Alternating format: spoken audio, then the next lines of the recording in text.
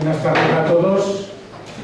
Llevamos tiempo ya con la movida de las pensiones y puede que interese hacer un poco de reflexión sobre este asunto que nos ha llevado a responder a las agresiones, pero en el que quizás nos ha faltado un poco de tiempo para reflexionar profundamente de dónde viene, hacia dónde va, qué es todo esto, porque esto es lo que nos permitirá en todo caso ver qué apuestas tenemos que hacer también en el futuro. Yo situaré 4 o 5 cosas, sobre todo para que nos sirvan para el coloquio. La primera afirmación que quiero hacer es que la agresión a las pensiones, los recortes a las pensiones, no es una cuestión en absoluto de la crisis económica. Es decir, esto viene de mucho antes y seguirá mucho después. Si mañana se acaba la crisis económica, el sistema de agresión va a seguir. En consecuencia, estamos ante algo diferente. Sí que es cierto que la crisis económica les ha servido para acelerar todos los recortes, todas las medidas, todas las modificaciones legislativas y demás. Pero aquí nos enfrentamos a algo mucho más profundo, más estructural y de futuro. Y es el cambio de modelo en el sistema de pensiones en todo el Estado. Es decir, aquí hace tiempo que buscan un modelo en el cual al final las pensiones públicas sean mínimas, muy mínimas para todos, y el resto sean pensiones privadas para quienes se las puedan pagar. Esta es la clave del asunto.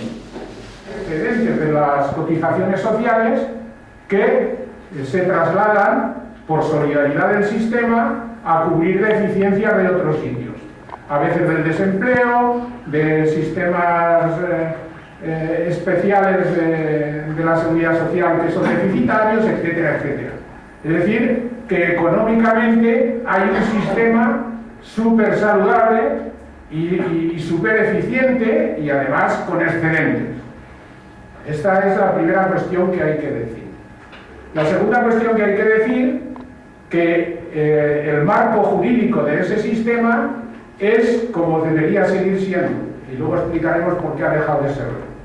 Es decir, lo que recogía el texto de seguridad social, el texto refundido de seguridad social desde el año 75, que es cuando se aprueba, es que la financiación, las fuentes de financiación de las pensiones públicas, de la seguridad social, serán, en primer lugar, y esta es la clave, los presupuestos generales del Estado. En segundo lugar, pero como segunda cuestión, las cotizaciones sociales. Y en tercer lugar, frutos del patrimonio del sistema, que esto no es nada. Pero lo fundamental es esto, que era un sistema garantista y garantizado. Y estaba garantizado en el texto refundido de la Ley de Seguridad Social. Esta cuestión es muy importante porque cuando los poderes económicos le quieren meter mano a esto, una de las cosas que tendrán que conseguir es cambiar eso. Es quitar eso de que las pensiones están garantizadas por los presupuestos generales del Estado para llevarlas y conducirlas a otro sitio. El siguiente paso que a mí me gustaría recordar es que en la huelga del 14D, la huelga del 14D es otro intento también de abaratar el despido y de introducir un tipo de contrato precario para los jóvenes. Y eso paralizó el país. Es decir, ya los gobiernos intentaban empezar a hacer recortes, pero las respuestas eran contundentes. Y esa respuesta fue tan contundente en el 88 que nada más y nada menos consiguió lo siguiente. Consiguió que Felipe González y el PSOE en ese momento, que tenían que hacerse las elecciones generales a final del 89, quedó tan tocado era tan gordo el coste político que le suponía que tuvo que hacer una serie de concesiones que no se habían visto nunca, nunca jamás. Es decir, de esa huelga nació la universalización de la sanidad al poco tiempo. De esa huelga, para recuperar el terreno político que había perdido, tuvo que promover la implantación de las pensiones no contributivas, que todavía no existían, y de esa huelga, justo 2 meses más tarde, al principio de marzo creo que era, tuvo que promulgar un decreto en el que se hacían concesiones y mejoras a las prestaciones de seguridad social muy importantes, tales como la creación del subsidio de mayores de 55 años y otras muchas que se recogen en un decreto que creo que llamaban de medidas adicionales de carácter social. Es decir, intento de recortes, huelga contundente, marcha atrás del gobierno. A continuación, pues todos vivimos en este país lo que fue la contestación en huelgas y en movilizaciones a los intentos que más o menos luego llevaron a cabo de reconversiones de sectores públicos como la naval, la minería, etcétera, etcétera. Y en el 92 vuelven a pretender una ley que recorta el subsidio de desempleo y otra huelga que es un éxito de 4 horas. Es decir, los poderes económicos que tienen muy claro a dónde quieren llevar el dinero de la seguridad social, a sus bancos y a sus cajas, se encuentran con que no les sirven solo los gobiernos. Algo pasa aquí que por el sistema de promulgar leyes luego pagan un coste político mayor. Y allí es donde nace una nueva situación que yo creo que es el nuevo modelo, ir hacia el nuevo modelo sin que haya las contestaciones, las luchas que habían habido hasta entonces. Este tema a mí me parece que es muy importante. ¿Qué consiguen con ese acuerdo? Pues lo primero que hacen, 1 año y medio después, es modificar la ley de seguridad social, donde decía que se financiaría en primer lugar con los presupuestos generales del Estado, es modificada. Y entonces pasa a decir que se financiará principalmente con las cotizaciones sociales. Desaparece la responsabilidad del Estado en primer término y ya ni aparece. Por lo tanto, digamos que ya se deja el sistema desde el punto de vista legal en otra vía que ya será otra cosa. Consiguen también en los primeros acuerdos del Pacto de Toledo ir reduciendo las prestaciones principales. Prestaciones de jubilación, se pasa del cálculo de 8 años a 15 años, luego posteriormente en otro acuerdo se modifica y se reducen también las prestaciones de invalidez permanente y se machaca de una manera salvaje lo que eran las prestaciones de incapacidad laboral transitoria. Esto es lo que viene pasando en los sucesivos acuerdos después del Pacto de Toledo. Es cierto que alguna cosa mejora en cada pacto, es decir, encuentras que machacan la pensión de jubilación y a lo mejor mejoran las pensiones de orfandad. Las pensiones de viudedad, que eran y siguen siendo un desastre, también alcanzan una mejora en alguno de estos acuerdos. Pero la cuestión es que el eje que les interesa romper son las prestaciones contributivas, aquellas de los trabajadores por cuenta ajena, la jubilación y la invalidez, porque de lo que se trata es de convencer a los trabajadores de que en el futuro no tendrán pensiones si no se las pagan.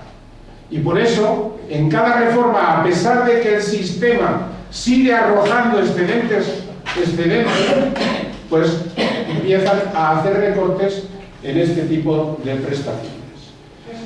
Por tanto, si queremos hacer algo aquí, tenemos que racionalizarlo, etcétera, etcétera. Y ese discurso vendido por todo el país y con toda la parafernalia de conferencias, análisis, escritos, etcétera, y vaticinios del Fondo Monetario Internacional, del Banco Mundial y de todas las asociaciones y los bancos, pues claro, si no tiene contrapunto, si además quienes tienen que hacer el contrapunto resulta que se han dejado engañar y lo están asumiendo como algo que creen que deben hacer porque se sienten ya no sienten que su eje está en la lucha, sino en la gestión y en el poder institucional, pues entonces resulta que entramos en unos años de paz, de pensamiento único, en el que todas esas cosas van colando. Y esto es lo más grave que nos pudo suceder y que nos ha sucedido. Hay que decir algo más, porque es muy famoso del Pacto de Toledo, y es que en algo los sindicatos cuando entran se sospechan que aquí pueden pasar cosas raras y se crea lo que se llama la lucha de la seguridad social o el fondo de reserva. Esto forma parte también del engaño y si quieres dentro del plan una pequeña concesión porque, dice, bueno, a ver, cuando vayan mandadas de los excedentes que se haya guardado dinero. Pero en el fondo esto lo que hacía también era amortiguar el hecho de que el Estado dejara de responsabilizarse de las pensiones. Y así llegamos a donde yo ya lo dejaré y luego entramos en el coloquio, que es el momento en que llega la Troika. Llega la Troika y las primeras medidas que le exigen al gobierno en aquel momento, a Zapatero, es que tiene que recortar las pensiones, que tiene que reducir las pensiones y que tiene que eliminar garantías. Y obedientes, como siempre, al capital, en este caso a la Troika, pues hace las reformas y lleva a cabo la primera congelación salarial. En ese momento, que el tema va a ser grave, se intenta una huelga y se hace una huelga el 29 de septiembre, una huelga que ya tuvo poca fuerza, hay que reconocerlo. Con lo cual, si tiene poca fuerza en la calle, el enemigo tiene más fuerza para imponerte la reforma. Y por si eso fuera poco, en enero de ese año se firma un acuerdo de seguridad social que en el fondo es la sumisión total de los sindicatos. Porque ¿qué había pasado? Había pasado nada más y nada menos que el gobierno había roto todos los pactos, los de Toledo y todos los pactos habidos y por haber, y unilateralmente había impuesto una congelación que luego siguió Rajoy y que luego nos la puso ya para toda la vida. Y cuando el enemigo ha roto los pactos y te dice ahora te machaco, entonces resulta que todavía sigues pactando las migajas. ¿Para qué? Parece que para conseguir un espacio en el cual consigas supervivir.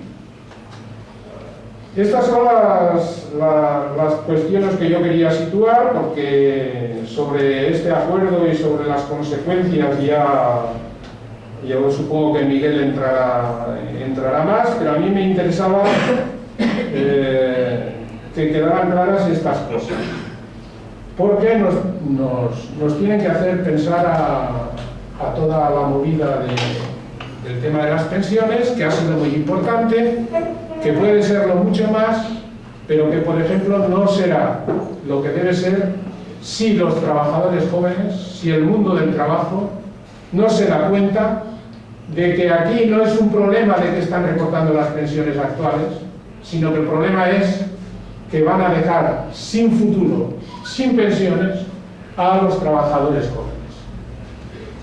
Esta propaganda que se creyeron de que, y cualquiera te lo dice, cuando yo me jubile ya no habrá pensiones, esta es la que tenemos que hacer revertir y no sé de qué manera. Y el caso es que es posible. Es posible si conseguimos articular todo lo que se empieza a mover a diferentes niveles, si conseguimos sumar a las bases también sindicales y si conseguimos incorporar a la gente joven. Todo es difícil, pero esto de alguna manera tenemos que lograrlo, porque si no, al final el movimiento, que sirve para mucho, porque cuando la lucha se hace visible, el enemigo pues se lo piensa o se para o actúa con menor agresividad, pues todo eso ha sido muy importante, pero tendrá que ser mucho más importante todavía de qué manera damos un salto que nos permita avanzar en ese terreno. Como tú digas. Muy bien.